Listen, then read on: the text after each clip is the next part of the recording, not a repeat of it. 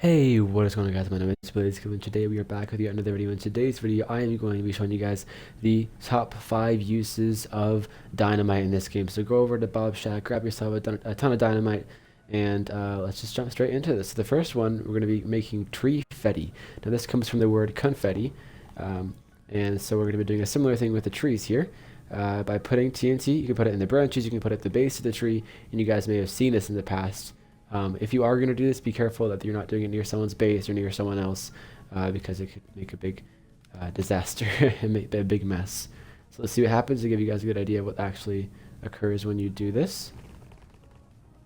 And you can see those trees, like the branches all break. Not all of them, but a lot of them break, and they can make this huge little thing like that. So this could be useful more than just, you know, for entertainment purposes, for you to be able to chop up trees more efficiently and quicker. So say you, I mean, if you want to save some time, go grab yourself a piece of dynamite, and that way you can have all those pieces already chopped up for you, so you don't have to do that yourself.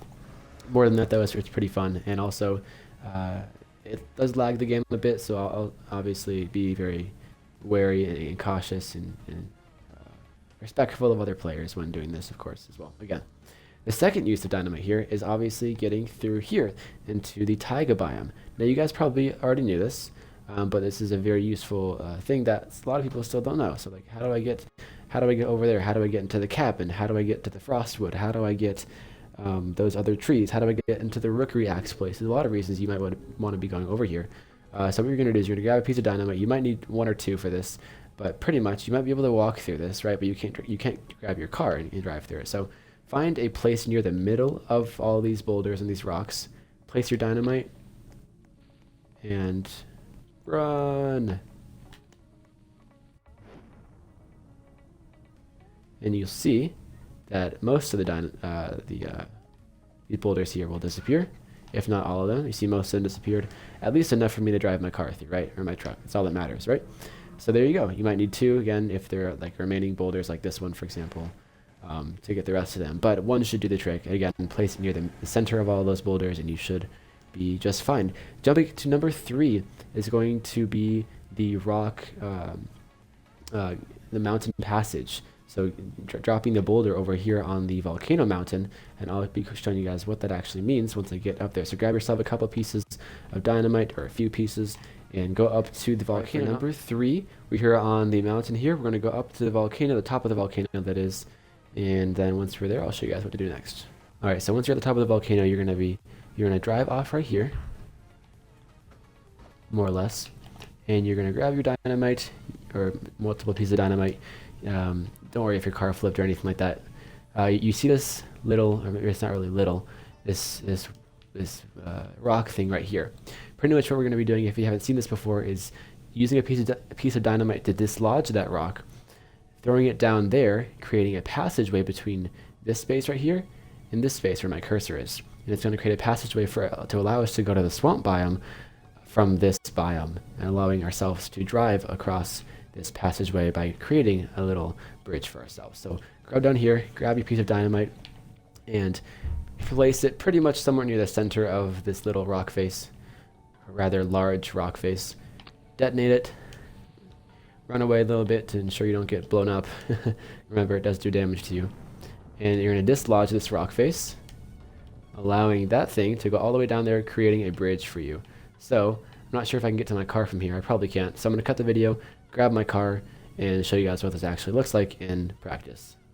Alright, as we approach the top of the volcano here, or the entrance to the volcano, we're going to see how the little bridge we made for ourselves is right here, allowing us to use our vehicle to drive over this rock bridge here onto the other side. And you might have seen this before and noticed the passageway, this little path, the sand path that's been here. You might have asked yourself, why is this here? We can't even access it. Well, here's actually how you access it. So keep following where I'm going. There's going to be a little decline down here, little hill to go down. But before you know it, you're going to find yourself at the entrance to the swamp biome. Now, normally to access the swamp biome, you could get it from this biome. You would have to long plank or use some trees to get up here. But normally you would have to access it from the safari biome, using a tree or a long plank from there to access it from one of its other entrances. Now, this is the only accessing it from this way is the only way you can access it with a car loading your car up with the zombie and or goldwood and driving it back to your base or to the wood drop off or whatever you want to do it from there. So this is a very helpful method. It speeds things up. Once you can get that bridge down, that's the big plus. There you can grab your car and have a little passageway set up for you. Now I'm going to follow the place back to the entrance to the volcano and show you guys the next tip. Alright, so we're right here. I'm going to drive off right here, and in here there's a little cave. You may have seen this before, you may have not. If you're not familiar with it, this is the entrance to the Shrine of Sight Cavern, or the, I'm not sure the official name, but it's where the Squidward painting is, more or less. And to get into here, you're going to need a piece of dynamite. So you actually can't see very well, but that's okay. We're gonna eventually run into a wall here that you're gonna need to blow up. Now, ideally, I would have a torch with, not a torch, I'm not playing Minecraft, a lantern here, or work light to light this place up, but I don't. So you're gonna have to trust me and believe me here. But there's gonna be a wall around here. I might blow it up first try, I might not. If not, I might have to go grab a work light, but hopefully I won't have to. I can see a little slit here. You see this right here, which is showing me that there's like this wall here. So I'm gonna put this here. I'm gonna blow it up, and I'm gonna show you guys what's behind it. Hopefully it does blow up the first try. If not, I might have to increase my contrast or something to get here. There we go. Perfect. So it blew up that wall. It was hard to see. I recommend you guys actually bring a work light down here so you can see what you're doing, see what you're actually blowing up. But pretty much, I can post a picture on the screen. It's just going to be a little rock, little boulder that's going to be a different color that you're going to put your TNT in front of and blow up. But here we are.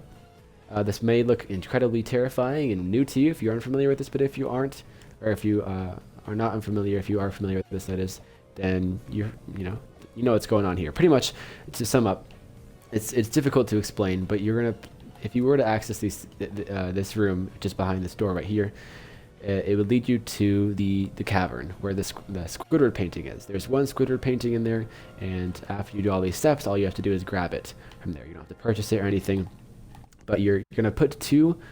Oh, I died. There we go. You're gonna put two boxes that are from a certain Christmas gift. They have to be a certain number, a certain size. You're going to put it in those two holes. They have to be two of the exact same boxes. And if you do that correctly, the door is going to open, allowing you to enter the Shrine of Sight and grab the Squidward painting. If you want more information on that, go look up a video on that. I've made videos on it in the past, and so have other people. I don't care if you watch me or someone else, but if you're curious, go look up and research that further. But the point of this video is the TNT portion, the dynamite portion, so that does play a part in actually obtaining that painting. So that is why I brought it in today's video, included it, and hopefully you guys did learn something from that. Now, jumping into number 5.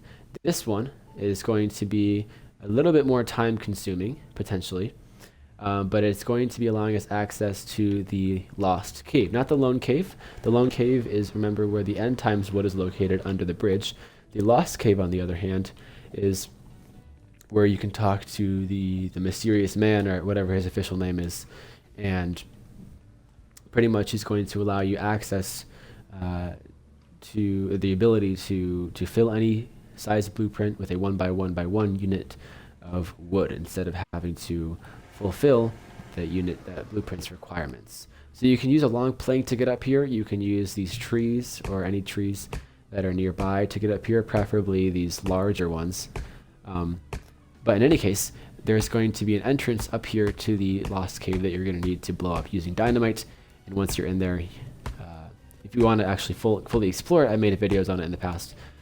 But grab yourself a work light pretty much and get ready for a dark and spooky time down there. It's difficult to navigate down there for sure, even harder than the maze probably. But do what I'm doing pretty much, follow my steps, and grab your dynamite, and hopefully we can get up here fine.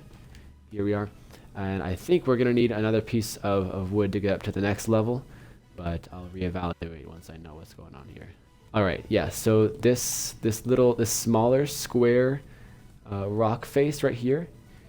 It's not where my cursor is, but I'm trying to navigate the camera. That little square thing right here, where my cursor is now. We're going to be blowing that up, and that's going to provide us access to the cave. So use whatever you can do to get up here.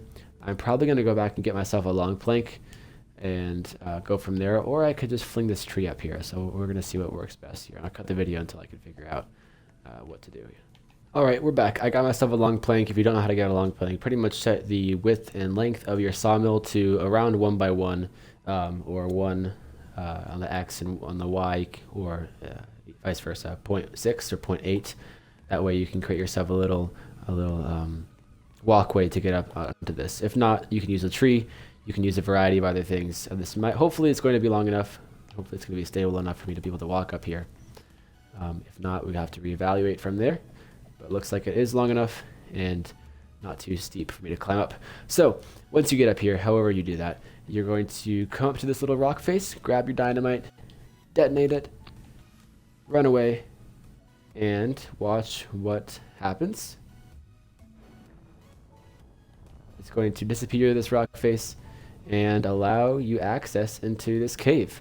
Now I would go in here, and I will for a little bit here, but it's going to be extremely dark and you guys aren't going to be able to see anything I'm even looking at, so there would really be no point. And I think I'm in here already. I am actually. Yeah, so if you do want to venture into here, go watch a video on how to actually do it properly first, and make sure you bring some work lights in any case. I am stuck. I can't see a single thing. So but yeah, that's how to access the lost cave. So that's 5 uses of dynamite, the top 5 uses of dynamite that I could come up with. And so yeah, just to review, we have the tree fetty, we have accessing the taiga biome through blowing up those boulders over there where I'm looking at. We also have creating a little passageway allowing us access to the swamp.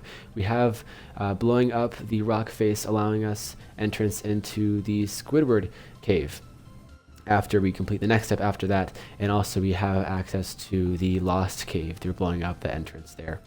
So that's 5 uses of dynamite. If you did enjoy it, make sure you like, comment, and subscribe if you're curious on any of the lost cave or the Squidward painting or anything else that I didn't cover in today's video. I've made videos on them in the past. Hopefully I put them on the screen somewhere during the course of the video. If I didn't, make sure you just look at my channel, or you can research these things on your own time. But make sure you like, comment, subscribe, but leave any comments in the comment section below. I'll try to get back to you as soon as possible regarding those. Turn the bell on so that you'll be notified whenever I upload a video. That really helps. And I hope you guys have a fantastic week, and stay tuned for more amazing videos in the future. So peace out.